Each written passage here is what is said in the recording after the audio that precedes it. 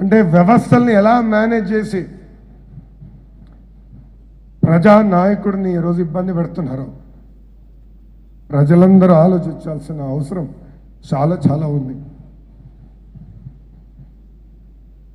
నా పైన కూడా అనేక ఆరోపణలు చేశారు. ప్రతిరోజు రేపో మాపో నన్ను కూడా జైలుకు పంపిస్తాను.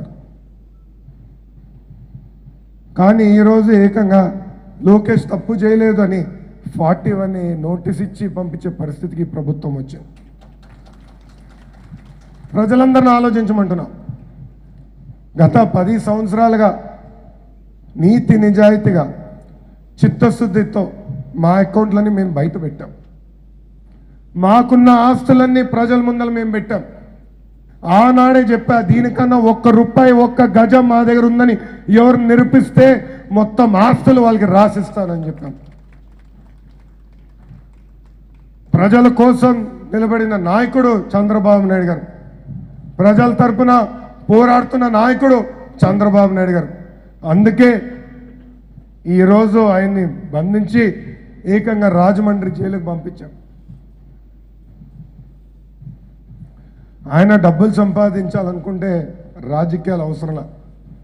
ఆయనకున్న ఆలోచనతో చిత్తశుద్ధితో పట్టుదలతో వ్యాపారంలో ఉంటేనా దేశంలో ఏ పారిశ్రామికవేత్త ఆయన్ని తట్టుకోలేకపోయారు. లక్షలాది మందిని కరోరపత్తులు చేసిన వ్యక్తి చంద్రబాబు నాయుడు గారు. 10 లక్షల మంది కుటుంబాల్లో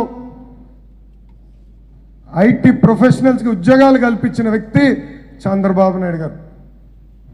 అలాంటి వ్యక్తిపై ఈరోజు దొంగ కేసులు పెట్టి ఆరోపణలు చేసి జైలుకు పంపిస్తే ప్రజలందరూ ఒక్కసారి ఆలోచించాలి. ఇది ఈరోజు మా కుటుంబానికి జరిగింది. ఇదే పరిస్థితి రేపు మీ కుటుంబానికి కూడా వస్తుంది. ఈ సైకో జగన్ అలాంటి ఆలోచనలో ఉన్న వ్యక్తి. రాజశేఖర రెడ్డి గారితో కొన్ని విషయాల్లో మేము విభేదించాం. కానీ అసలు రాజశేఖర రెడ్డి గారి ఆశయాలతో అసలు ఈయన నడుస్తున్నాడని మాకే అర్థం అవ్వల. ఎలా అడ్డగోలుగా ఎవరన్నా కేసు పెట్టినా, ఏకంగా ఎవరినో ఒక పోస్ట్ పెట్టినా, ట్వీట్ పెట్టినా, ప్రజల తరపున పోరాడినా వాళ్ళపైన దొంగ కేసులు పెట్టి ఏకంగా జైలుకు పంపిస్తున్నాడు ఈ సైకో జగన్. ప్రజలందరూ ఆలోచించాలి.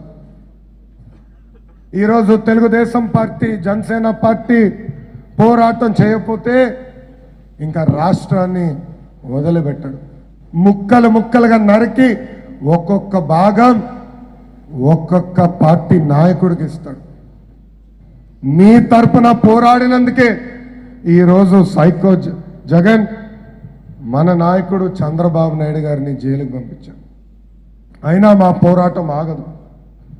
ఈరోజు కూడా చంద్రబాబు నాయుడు గారు పదే ఒక మాట అంటారు, మనం పోరాటం ఆగకూడదు కానీ శాంతియుతంగా పోరాటం చేయండి అని.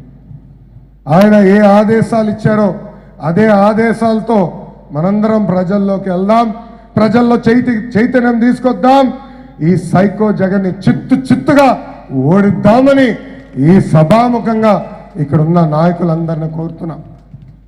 ఎస్, పెద్దలు అచ్చెన్నాయుడు గారు చెప్పినట్లు తెలుగుదేశం